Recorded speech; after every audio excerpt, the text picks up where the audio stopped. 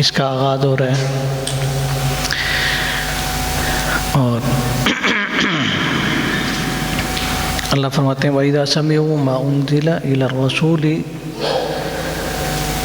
اور جب وہ سنتے ہیں اس کلام کو جو رسول کریم صلی اللہ علیہ وسلم پر نازل ہوئی ہے، تَرَىٰ أَعْيُنَهُمْ تَفِيضُ مِنَ الدَّمْعِ، آپ دیکھتے ہیں کہ ان کی آنکھیں آنسو بہا رہی ہوتی ہیں، مِمَّا عَرَفُوا مِنَ الْحَقِّ، اس بنا پہ کہ انہوں نے حق کو پہچان لیا۔ اللہ اکبر، یہ تاثیر قرآن، قرآن کی تاثیر یہ ہے کہ جو اس کو دل کی گہرائیوں سے سنتا ہے، سمجھتا ہے، تو وہ اس کی کیفیت بدل جاتی ہے، اس کے رونگٹے کھڑے ہو جاتے ہیں، اس کی آنکھوں سے آنسو بہنے لگ جاتے ہیں۔ اور اس کے شان نزول میں جو واقعہ ہے کہ پہلی دفعہ انہوں نے قرآن سنا، اور پہلی دفعہ سنتے ہی ان کی کیفیت جو ہوگی، اور سنا بھی رسول کے منہ سے نہیں سنا، نبی کریم صلی اللہ علیہ وسلم کے ایک ادنا سے صحابی سے سنا ہے، تو یہ کیفیت ہے۔ اور نبی کریم صلی اللہ علیہ وسلم کی زبان اقدس سے سننے والوں کا کیا حال ہوتا ہوگا۔ حبشہ کے دربار میں جب پہلی ہجرت نبی کریم صلی اللہ علیہ وسلم کے حکم پہ حبشہ کی طرف ہجرت کی گئی، تو اس میں جعفر طیار رضی اللہ تعالیٰ عنہ وہ بھی تھے۔ مشرکین مکہ نے اپنا قافلہ بھیجا کہ ہمارے باشندے دوڑ کے فرار ہو کے آپ کی طرف آگے ہیں، مجرم ہیں، تمہارے مجرمین ہمارے حوالے کیے جائیں۔ تو نجاشی بڑا سمجھدار بادشاہ تھا، اس نے کہا کہ میں ایسے نہیں، میرے سلطنت میں آئے ہیں، مہمان ہیں، میں ان سے پہلے پوچھوں گا معاملہ کیا ہے، پھر تمہارے حوالے بلایا گیا، پوچھا گیا، تو پتہ چلا معاملہ کچھ اور ہے۔ تو اچھا، تمہارا جو نبی ہے وہ کیسا ہے، اس کے بارے میں مختلف سوالات کیے، جو بھی سوالات اس نے کیے، انہوں نے جو بھی جواب دیے مہاجرین نے، وہ ان سے بہت ہی مطمئن ہوا، خوش ہوا، اور جو سفیر مکہ کے آئے تھے ان کو واپس پلٹا دیا کہ نہیں، ان کو میں واپس نہیں کروں گا۔ اب دوسرے دن انہوں نے پھر اور بڑے تحفے تحائف اکٹھے کیے، پھر بادشاہ کے دربار میں کہ، اور پھر اکسایا اور طرح طرح کی باتیں کی، اور عیسیٰ علیہ السلام کے حوالے سے ان کو اکسایا، چونکہ وہ عیسائی تھا، وہ عیسیٰ کے بارے میں ان کے نظریات ٹھیک نہیں ہیں، یوں ہے وہ ہے فلاں ہے۔ اگلے دن پھر بلا لیا، تو پوچھا عیسیٰ کے بارے میں کیا تمہارا خیال ہے، تمہارا نبی کیا کہتے ہیں۔ تو انہوں نے حضرت جعفر طیار رضی اللہ تعالیٰ عنہ سورۃ مریم کی آیات مبارکہ اس کی تلاوت کی، جس میں مریم علیہ السلام کا تذکرہ ہے، تو وہ پڑھ رہا تھا، صحابی رسول پڑھ رہے تھے، اور ان کی آنکھوں سے آنسو جاری تھے، نجاشی بھی اور اس کے درباری بھی رو رہے تھے۔ وَإِذَا سَمِعُوا مَا أُنزِلَ إِلَى الرَّسُولِ تَرَىٰ أَعْيُنَهُمْ تَفِيضُ مِنَ الدَّمْعِ مِمَّا عَرَفُوا مِنَ الْحَقِّ، اور اس بات کی گواہی اللہ دے رہے ہیں کہ ان کی آنکھیں آنسو بہاتی تھیں، کہ قرآن میں جو تاثیر ہے اور جو حق کو انہوں نے پہچانا، اس وجہ سے ان کی آنکھوں سے آنسو بہہ رہے تھے۔ اور پھر اس نے زمین سے تنکا اٹھایا اور کہا کہ جو کچھ تو نے کلام الہی سنا کے عیسیٰ کا تعارف کروایا ہے، اس سے اتنا بھی فرق نہیں ہے، عیسیٰ علیہ السلام بالکل ایسی جیسے آپ کی کلام میں ہے۔ تو بہرحال ان کو منہ کی کھانی پڑی۔ تو اس میں ہمارے لیے سبق ہے کہ ہم بھی سنتے ہیں قرآن کو، کتنا سنتے ہیں، بار بار سنتے ہیں، بے شمار دفعہ سنتے ہیں، تو ہماری کیا کیفیت ہوتی ہے، ہماری بلکہ یوں وٹ کھا رہے ہوتے ہیں کہ حافظ صاحب بڑا ٹھلا پڑھ رہے ہیں، تھوڑا یہ تیز پڑھو، یا یہ وہ فلاں، بے شمار ہمارے ہیلے بہانے اور ادھر اللہ اکبر. اللہ تعالیٰ ہمیں قرآن سے سچی محبت لگاؤ اللہ دے کہ قرآن کی چاشنی، قرآن کا سننا، یہ تو اللہ کا بھی محبوب مشغلہ ہے، یہ تو فرشتوں کا بھی محبوب مشغلہ ہے. یہ تو پیارے نبی صلی اللہ علیہ وسلم اپنے صحابہ کو کہا کرتے تھے پڑھ کے سناؤ. تو قرآن کا سننا، ایک پڑھنا جہاں اپنی جگہ پہ عبادت ہے، سننا بہت بڑی عبادت ہے. اللہ رب العالمین ایسے بندے پہ کان لگاتے ہیں جو خوبصورت انداز سے قرآن کو ٹھہر ٹھہر کے صاف صاف پڑھ رہا ہوں. نہ تیز کرو بیٹا. ہاں تو قرآن پاک کی تاثیر یقیناً اللہ رب العالمین نے اس میں رکھی. اللہ نزل احسن الحدیث کتابا متشابہا مثانیہ تقشعر منہ جلود الذین یخشون ربہم ثم تلین جلودہم وقلوبہم الی ذکر اللہ. کہ رونگٹے کھڑے ہو جاتے ہیں، تن من دھن اس کے سامنے بچھاتے چلے جاتے ہیں اہل ایمان. اللہ ہمیں بھی ویسا ایمان دے. قرآن سننے سے ایمان کا لیول بڑھتا چلا جاتا ہے. اللہ ہمیں بھی ایسا بنا دے. اور پھر یہاں اس بارے میں قسموں کا کفارہ بیان ہوا. لا یؤاخذکم اللہ باللغو فی ایمانکم ولکن یؤاخذکم بما عقدتم الایمان فکفارتہ اطعام 10 مساکین من اوسط ما تطعمون او اہلیکم او کسوتہم او تحریر رقبہ فمن لم یجد فصیام 3 ایام. فضول جو قسمیں تم کھاتے ہو نا، اللہ اس کا مواخذہ نہیں کرے گا. عام کئی لوگوں کا تکیہ کلام بنا ہوتا ہے، اللہ کی قسم میں نے روٹی کھائی. اچھا کھائی بھائی، ویسے بھی کہہ دے گا تو ہمیں یقین آ جائے گا. نہیں جی، اللہ کی قسم میں بازار گیا، اللہ کی قسم میں نے ایسے کیا، اللہ کی مقصد ہی نہیں ہوتا. تو اللہ کہتے ہیں ایسا کرنا نہیں چاہیے، لیکن یہ بھی اللہ نے معاف کیا، اللہ اس پہ مواخذہ نہیں کریں گے. لیکن جو تم جان بوجھ کے جھوٹی قسم کھاتے ہو نا، اور قسم کھا کے توڑتے ہو، جھوٹی قسم کھانا تو وہ تو بہت بڑا گناہ ہے، اس کا تو وبال ہے، وہ بچے گا نہیں بندہ. اللہ دنیا میں بھی اور آخرت میں بھی اس کو رسوا کرتے ہیں. تو ایسی قسم کہ بندہ کھا لے کہ میں نے ماموں کے گھر نہیں جانا، میں نے بازار نہیں جانا، میں نے یہ چیز نہیں کھانی، حلال چیز تھی اس کو حرام کر دے، جائز کام کو اپنے لیے ناجائز کہہ دے قسم کھا کے. تو اس قسم کو توڑ دینا چاہیے، اور اس قسم کو توڑ کے اس کا کفارہ دینا چاہیے. یا ایسی قسم کھائی ہوئی ہے کہ میں اللہ کی قسم میں کرکٹ نہیں کھیلوں گا، تو جب کھیل لی ہے تو گویا کہ قسم ٹوٹ گئی. تو گویا ایسی قسم جو بندہ توڑ بیٹھے، تو ناجائز کاموں کے تو قسم کھا کے اس سے بچنا ہی چاہیے. تو پھر بھی اگر ٹوٹ جائے تو اس کا کفارہ ہے. اور جائز کاموں کی اگر اس نے قسم کھائی ہے تو اس کو توڑنا ضروری ہے، توڑ کے اس کا کفارہ دے. اور کفارہ تک کیا ہے؟ اطعام 10 مساکین، 10 مسکینوں کو کھانا کھلانا، یا 10 مسکینوں کو لباس پہنانا، کھانا دے دے، یا 10 مسکینوں کو کپڑے دے دے، یا ایک گردن آزاد کر دے. اگر یہ تینوں آپشن ممکن نہ ہو تو پھر چوتھا آپشن 3 ایام، 3 روزے رکھ لے. 3 روزے یہ قسم کا کفارہ ہے. اور پھر یہاں اللہ رب العالمین نے شراب کی حرمت کا بھی بیان کیا. جوا بھی حرام ہے، شراب بھی حرام ہے. یا ایھا الذین آمنوا انما الخمر والمیسر والانصاب والازلام رجس من عمل الشیطان فاجتنبوہ. اے ایمان والو، شراب سے بچو. شراب اور جوا، میسر، ازلام، انما الخمر والمیسر والازلام والانصاب، تھان، یہ سارے رجسن، پلید ہیں، پلیدی ہے، ان میں ناپاک ہیں، حرام ہیں، اور شیطانی عمل میں سے ہیں. فاجتنبوہ، اس سے بچ جاؤ لعلکم تفلحون، تاکہ تم کامیاب ہو جاؤ. تو شراب کی حرمت قطعی ہے، اس میں امت کا اتفاق ہے. پھر بھی کچھ لوگ ایسے ہیں جو ڈنڈی مارتے ہیں. تو نبی کریم صلی اللہ علیہ وسلم نے ایسے لوگوں کے لیے بڑی سخت وعیدیں بیان کی ہیں کہ شراب نوش جو ہے اس کو جنت کا مشروب ان کو نصیب نہیں ہوگا.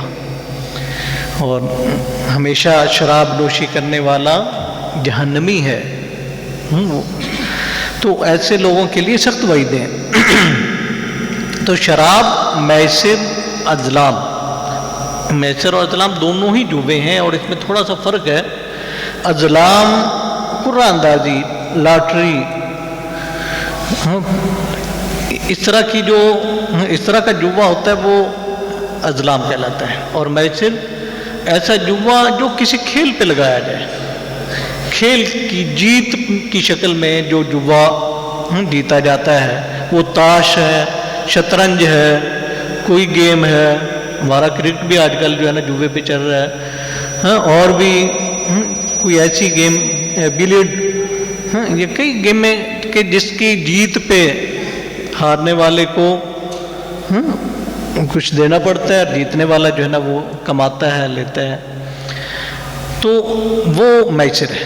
تو یہ بھی جو ہے جوا، تو گویا جوا حرام ہے، جیسا بھی ہو جوا بھی حرام ہے، اور یہ شیطانی عمل ہے، اور اس سے اللہ فرما رہے ہیں کہ شیطان اس کے ذریعے سے تمہارے اندر لڑائیاں، عداوتیں، دشمنیاں پیدا کرتا ہے۔ انما یرید الشیطان لیوقع بینکم العداوۃ والبغضاء فی الخمر والمیسر۔ تو یہ حرام سے ہمیں بچنا چاہیے۔ اور پھر اللہ رب العالمین نے یہاں عیسیٰ علیہ السلام کے کچھ معجزات کا ذکر کیا ہے جو عیسیٰ علیہ السلام کو اللہ نے دیے تھے، کہ وہ ہاتھ سے مٹی سے پرندہ بناتے اور اس میں پھونک مارتے، وہ پرندہ بن جاتا، اس میں اللہ جان ڈال دیتے۔ یہ کتنا بڑا معجزہ ہے۔ اور کسی پیدائشی اندھے کو ہاتھ پھیرتے، اللہ اس کو بینائی دے دیتا، مردے کو زندہ کر دیتے، اللہ کے حکم سے کرتے تھے، اللہ کے حکم سے، اللہ رب العالمین کی طرف سے یہ معجزات تھے جو عیسیٰ علیہ السلام کو دیے گئے تھے۔ اب عیسیٰ علیہ السلام کو لوگوں نے رب بنا لیا، تو اللہ رب العالمین قیامت کے دن عیسیٰ علیہ السلام سے پوچھیں گے نا، تو بتانا تو اپنی قوم کو شرک تو سکھا کے آیا تھا، اس کا بھی تذکرہ ہے۔ اذ قال اللہ یا عیسیٰ، جب اللہ رب العالمین عیسیٰ علیہ السلام پوچھیں گے نا، انت قلت للناس اتخذونی وامی الہین من دون اللہ، قال سبحانک ما یکون لی ان اقول ما لیس لی بحق، ان كنت قلته فقد علمته تعلم ما في نفسي ولا اعلم ما في نفسك انك انت علام الغيوب ما قلت لهم الا ما امرتني به ان اعبدوا الله ربي وربكم وكنت عليهم شهيدا ما دمت فيهم فلما توفيتني كنت انت الرقيب عليهم وانت على كل شيء شهيد ان تعذبهم فانهم عبادك وان تغفر لهم فانك انت العزيز الحكيم۔ اللہ میں نے تو ایسا نہیں کہا، اللہ کہیں تو نے کہا تھا کہ تجھے اور تیری ماں کو الہ بنا لیں، تو نے کہا تھا؟ نہیں میں نے تو نہیں کہا تھا، میں نے تو وہی کہا تھا جو تیرا حکم تھا، میں نے تو اللہ کی بندگی، تیری بندگی کی ان کو دعوت دی، میں نے تو ایسا بالکل نہیں کہا، اور تو جانتا ہے۔ اللہ اکبر، انک انت علام الغیوب ما قلت لهم الا ما امرتنی به ان اعبدوا اللہ ربی وربکم۔ اور پھر عیسیٰ علیہ السلام اللہ کی بارگاہ میں اپنے ہاتھ کھڑے کیے، کیا کہیں گے؟ ان تعذبهم فانهم عبادك وان تغفر لهم فانك انت العزیز الحکیم۔ تو ان کو عذاب دینا چاہتا ہے، مرضی تیری، تیرے بندے ہیں۔ ان تعذبهم فانهم عبادك وان تغفر لهم، اور اگر تو ان کو معاف کر دے، فانك انت العزیز الحکیم، تجھے کون پوچھنے والا، تو غالب حکمتوں والا ہے، معاف بھی کر دے، کرنا چاہے تو کر دے، عذاب دینا چاہے تو دے لے۔ اللہ اکبر، عیسیٰ یہ کہیں گے، عیسیٰ علیہ السلام۔ ایک دن نبی کریم صلی اللہ علیہ وسلم یہ آیت مبارکہ اور حضرت سیدنا ابراہیم علیہ السلام کے بارے میں جو وہ کہیں گے اللہ کی بارگاہ میں، وہ بھی اپنے ہاتھ کھڑے کیے، وہ بھی یوں ہی کہیں گے، رب انہن اضللن کثیرا من الناس فمن تبعنی فانہ منی ومن عصانی فانک غفور رحیم۔ اللہ اکبر، یہ بتوں نے ان کو نا گمراہ کر دیا تھا، بہت سارے لوگوں کو، بس جس نے میری پیروی کی ہے وہ مجھ سے ہے، اور جس نے میری نافرمانی کی کہانی مانا، تو جانے وہ جانے، فإنک غفور رحیم، تو بخشنے والا بھی ہے، تیری مرضی ہے گویا وہی مفہوم جو عیسیٰ علیہ السلام کی کلام کا ہے، ابراہیم علیہ السلام کا بھی یہ قرآن پاک میں اللہ نے تذکرہ کیا ہے۔ تو نبی کریم صلی اللہ علیہ وسلم یہ دونوں مقامات پڑھنے لگے اور دونوں مقامات کو پڑھ کے رونے لگے، بہت روئے بہت روئے بہت روئے۔ اللہ اکبر۔ اللہ رب العالمین نے جبرائیل امین علیہ السلام کو بھیجا کہ جاؤ، دوڑ کے جاؤ، جا کے محمد صلی اللہ علیہ وسلم سے پوچھو کیوں رو رہے ہیں، جبکہ اللہ کو تو معلوم ہے، اللہ تو جانتے۔ جبرائیل آئے، آگے پوچھا بتلائیے کیوں رو رہے ہیں۔ اللہ پوچھ رہے ہیں، اللہ پوچھ رہے ہیں آپ کیوں رو رہے ہیں۔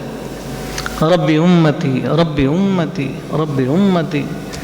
اللہ، عیسیٰ، ابراہیم، دیگر انبیاء وہ تو تیری بارگاہ میں اپنی امت کو تیرے حوالے کر کے اپنے ہاتھ کھڑے کر لیں گے، لیکن میں تو اپنے ہاتھ کھڑے کرنے والا نہیں ہوں۔ رب امتی، میں تو اپنی امت کو بخشواؤں گا، میں اس لیے رو رہا ہوں، میرا رونا اپنے لیے نہیں، امت کے لیے۔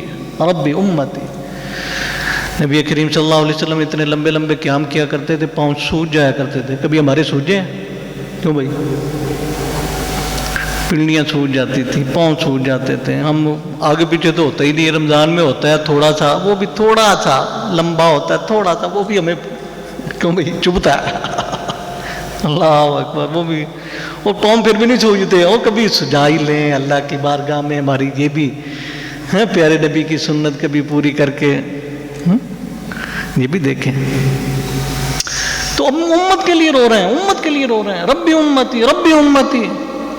جبرائیل جا کے بتلاتے ہیں، جبکہ اللہ کو تو پہلے ہی پتا تھا۔ ہاں جی، اس لیے رو رہے ہیں۔ اچھا جاؤ خوشخبری سنا دو، انا سنرضیک ولا نسوک۔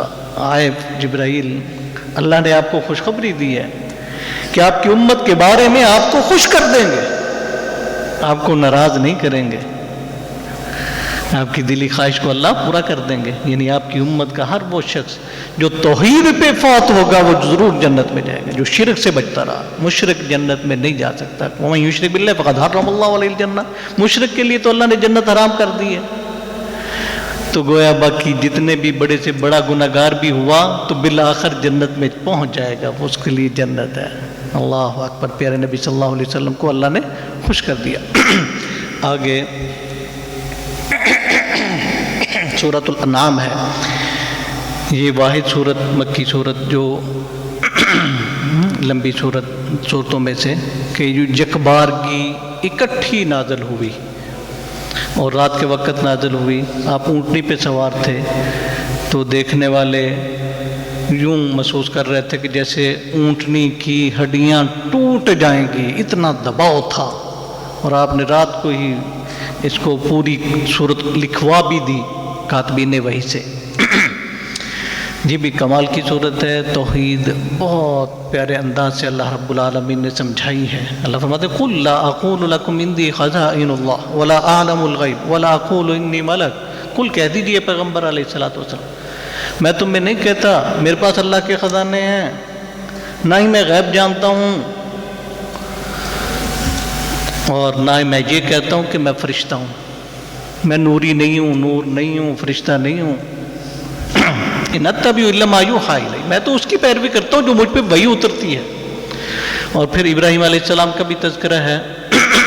ابراہیم علیہ السلام نے کیسے دلائل، چاند والوں کو دیکھتے ہیں، سورج کی پوجا کرنے والوں کو دیکھتے ہیں، ستاروں کی پوجا کرنے والوں کو دیکھتے ہیں، ان کو لاجواب کر دیتے ہیں، دیکھو یہ تو رہے ہی نہیں، یہ تو غروب ہو گئے۔ جو غروب ہو جائیں، جو اپنے وجود کو برقرار رکھنے پہ قادر نہ ہوں، وہ رب کیسے ہو سکتے ہیں؟ وہ تمہارے مشکل کشا کیسے ہو سکتے ہیں؟ وہ تمہارے حاجت روا کیسے ہو سکتے ہیں؟ وہ تمہاری بگڑیاں کیسے بنا سکتے ہیں جو اپنے وجود کو برقرار رکھنے پہ قادر نہیں؟ دیکھو چاند بھی غائب ہو گیا، سورج بھی غائب ہو گیا، یہ ستارے بھی غائب ہو گئے، یہ کیسے رب ہو سکتے ہیں؟ انی وجہت وجہی للذی فطر السماوات والارض حنیفا وما انا من المشرکین۔ اللہ اکبر۔ اور پھر اللہ رب العالمین نے 17 انبیاء کا نام لے کے ان کا نام لیا ہے، اور کہ اگر وہ بھی شرک کریں تو اللہ ان کے اعمال برباد کرتا ہے۔ شرک ایسا گناہ ہے کہ جو کسی کو بھی معاف نہیں، نبی بھی کریں، پیارے نبی صلی اللہ علیہ وسلم کو مخاطب ہو کے بھی اللہ نے کہا لئن اشرکت لیحبطن عملک، اگر آپ بھی شرک کریں تو آپ کے اعمال بھی برباد ہو جائیں گے۔ تو جب نبی کو کہا جا رہا ہے تو نبی سے ممکن ہی نہیں، لیکن کوئی بھی جو شرک کرتا ہے اس کے عمل برباد ہو جاتے ہیں۔ اللہ رب العالمین ہمیں شرک سے بچائے، توحید پہ گامزن رکھے۔ اللہ ہمیں قرآن پڑھنے، سمجھنے، اس پہ عمل کرنے اور اس کو آگے پھیلانے کی توفیق دے۔ وآخر دعوانا ان الحمد للہ رب العالمین۔